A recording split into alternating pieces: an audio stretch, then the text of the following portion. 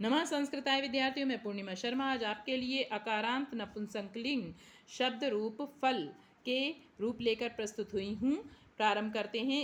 इन शब्दों के रूप का वाचन, विभक्तियों का वाचन आपको जो शब्द रूप की प्लेलिस्ट है उसमें कराया जा चुका है। सीधे हम यहाँ पर शब्द का ही वाचन करेंगे। प्रारंभ करते हैं।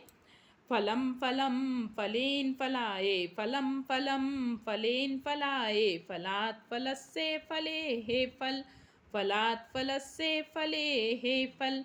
देखिए यहाँ पे त और द दोनों ही रूप बनते हैं। आप पहले रूप से भी काम चला सकते हो इसमें। और यहाँ पर आप देख रहे हो फलम शब्द 2 बार आया है।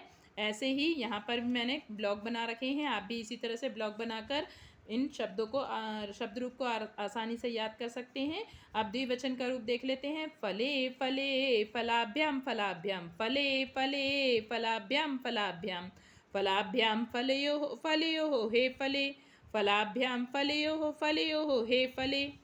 बहुवचन फलानि फलानि फलै फलेभ्यः, फलानि फलानि फलै फलेभ्यः, फलेभ्यः फलानां फलेषु हे फलानि, फलेभ्यः फलानां फलेषु हे फलानि। इस प्रकार आप कोई भी रिदम बनाकर इनको याद कर सकते हो। अब आप ये देख रहे हो अन्य अकारांत नपुंसकलिंग शब्द रूप।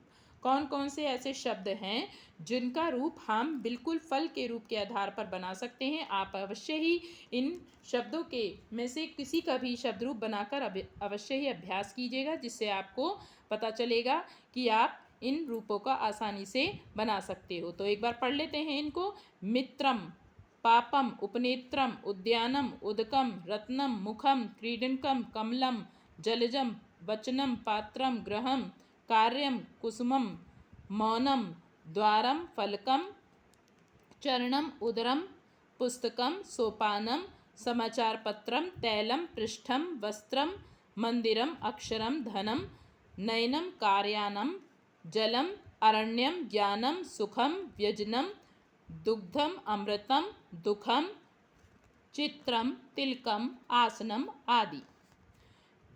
उपर्युक्त शब्दों के रूप फल की तरह ही बनते हैं। तो आप इनमें से किसी भी शब्द रूप का बनाकर इनके आधार पर बनाकर देख सकते हैं।